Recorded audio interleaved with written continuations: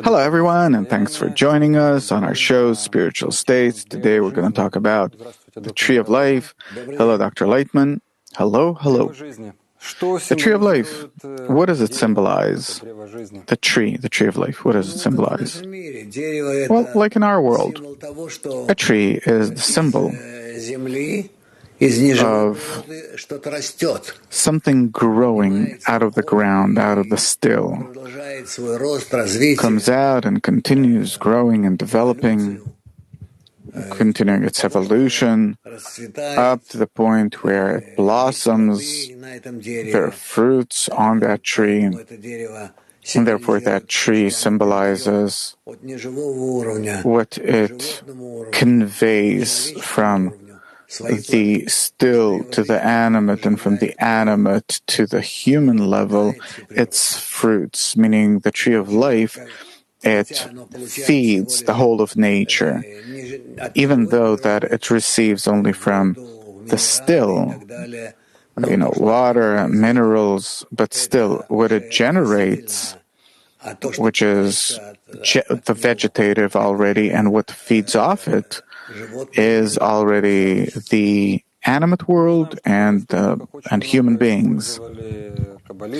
We know that Kabbalists use this a lot, the concept of a tree, in their writings. Obviously, they didn't write about trees in our world, but they meant some kind of spiritual degrees, states. I'd like to find out what is the tree of life in relation to a person's spiritual development. Well, it means that from the upper root, of the root being the creator, cascades a tree. The branches, etc., from which cascade spiritual forces that nourish people and animals and everyone in order to help them achieve in their development a level where they come closer and closer to the Creator. And the vegetative world, which comes from a tree, from the Creator, that gives the ability to all of these to achieve the degree of the Creator. Once I heard you say that it's the structure of Zaranpin.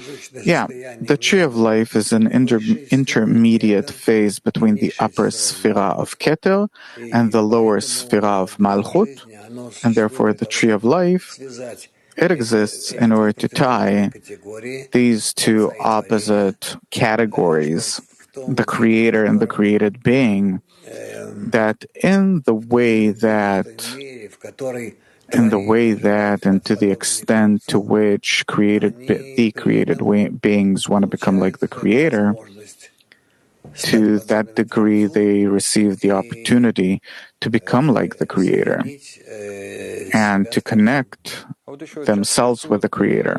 Well, many times it's drawn, the tree of life is drawn as the roots at the top and the tree looking down.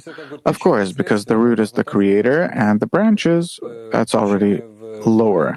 So can we say that the reason is in the upper world and the consequence, the result, is in our world? That's what it symbolizes. Yeah. And the Torah talks about the Garden of Eden, about many trees with fruits, without fruits. And, of course, there's also the tree of knowledge, good and evil. What is that tree? It is a special governance of the Creator over the created beings,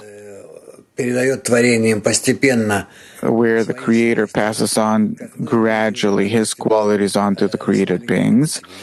It's like we do with little children, suppose. And that way, we awaken different questions in them, growth, different awakenings in them, according to which they develop.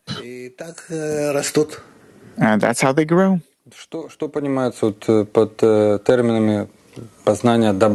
What, in those concepts of good and evil, what is that? Is it all relative? Yeah. Relative to what? Relative to man, relative to a certain nature, relative to the Creator. That's what I want to ask. What it says in the Torah, it's in relation to what? In relation to the Creator. What is good and evil? Good and evil in relation to the Creator, that's very simple. The unification, the connection, the love is good, and opposite to it is the evil. Вот это вот что значит, что этот Адам съел это яблоко? What does it mean that Adam ate the apple? It's all such an allegory that it's hard to tell something new about it. I'd put it this way, that man is the male part, the female, Eve. Adam is the male part, Eve is the female part, and we're not talking about a person, but about his soul that consists of two parts, the desire to receive and the desire to give. The desire to give is Eve, the desire to bestow is Adam, and out of these, and our soul consists out of these two parts, and we need to make it so that we use it in the best possible way, both the part of Adam and also the part of Eve in our soul. Okay, so what's the difference between these concepts? Where you use the tree of knowledge, good and evil, and the tree of life. What's the difference? Again, sorry. Yeah, what's the difference? There's the tree of life, and there's the tree of knowledge, good and evil. And you said that it's working in two lines, good, evil. Yeah, the thing is that the tree of life is when we achieve when we attain the Creator's relation to us according to our relation to Him.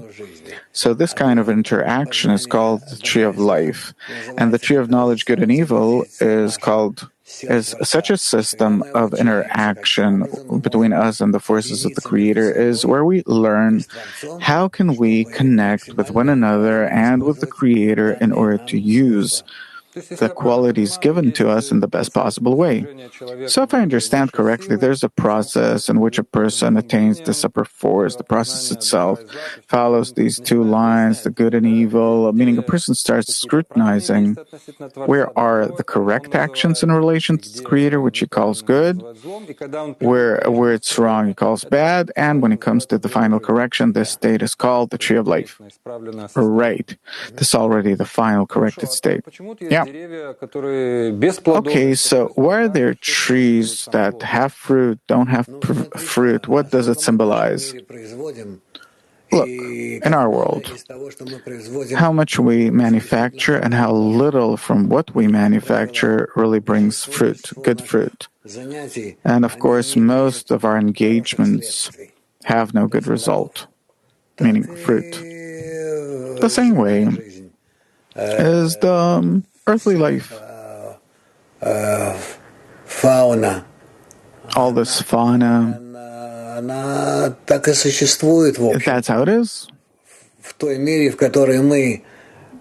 the world, in a world in which we would correctly relate to each other, then all the vegetative would bear fruit and would give us its fruit precisely in a way that we can use. And since we, in our unification, in our interaction with others, we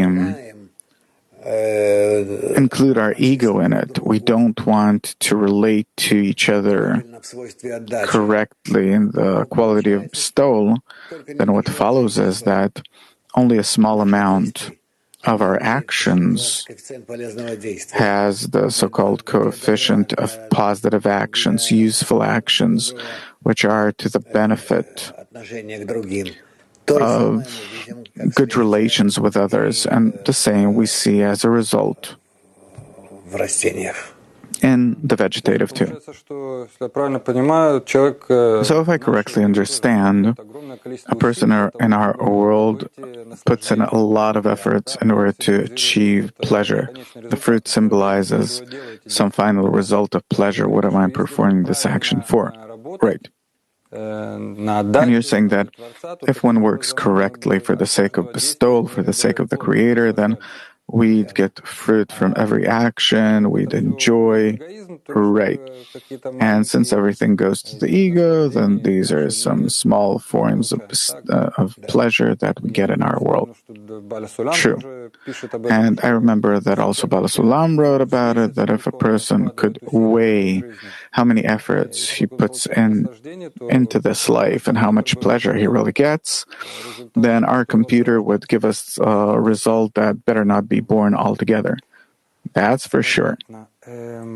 Okay. So the fruit is the result of the actions. Yeah. Okay, the entire show today is about trees, the tree of life, and everything related to it. So many times it's written that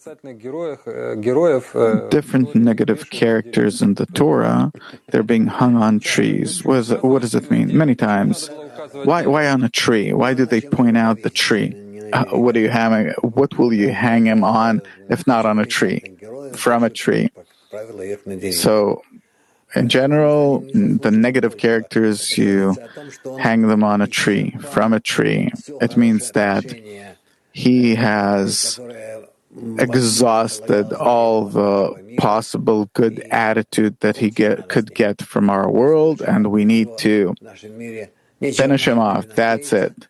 There's no point in hoping that he will ever do something good for people, good or kind for people in this world, and therefore the symbol is that he's hung from a tree. Well,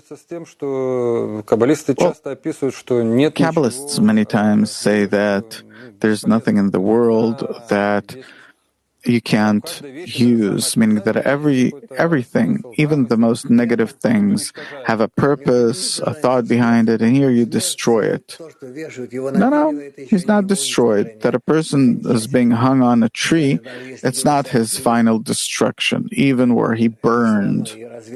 Still, and you disperse his ashes all over. Still, it's not final. Behind all these, there is the next degree, which is the correction. So actually, we need to see it like water. You can heat it up, it could become vapor, it could be solid, simply changing condition, state. So death is a correction. Right. There's so much attention dedicated to trees that there's even a new year dedicated to the trees. And your teacher, he describes, there's an entire article that explains how to tend for trees. Obviously, we're talking about the tree inside a person. And I'd like to ask about this. There's an entire process of how do you do it, what do you do, if you could explain. We have to get rid of the dry branches, we have to add manure. It is a tremendous amount of works that you have to perform on the tree until you get good fruit from it. And we're talking about trees, but actually it is about man himself. That man needs to work on himself that way in order to become a fruitful tree. Okay, we don't have time to get into all these things now. Well, we need time in order to scrutinize it all. Okay, so obviously we're talking about man, so you need to prepare some kind of foundation. It's to prepare an environment. Absolutely true. You have, your point of view is correct. And what does it mean to fertilize? It means to bring a person such good books, games, etc., with the help of which he will be able to correctly develop. And doing something with the roots, and you dig out you air the soil around the roots, and in it you put fertilizer. And at the end, you get rid of the dry branches. Of course, what we understand that will bring us no fruit, we need to get rid of it so it won't stand in the way. And there was no other way to describe it.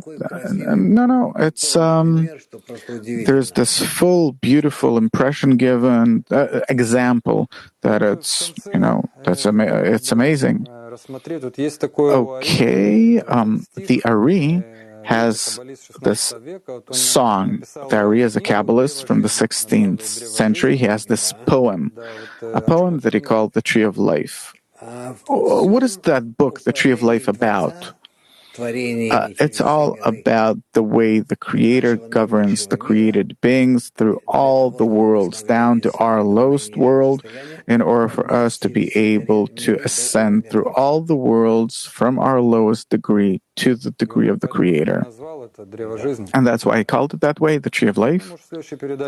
Yeah, maybe on our next show we can take this. By the way, there's a poem in that book. In the book of the Tree of Life, there's a poem that he wrote. Maybe we'll be able to scrutinize it later on. Please, as you wish. Okay, thank you very much. So, spiritual states, the Tree of Life, all the best.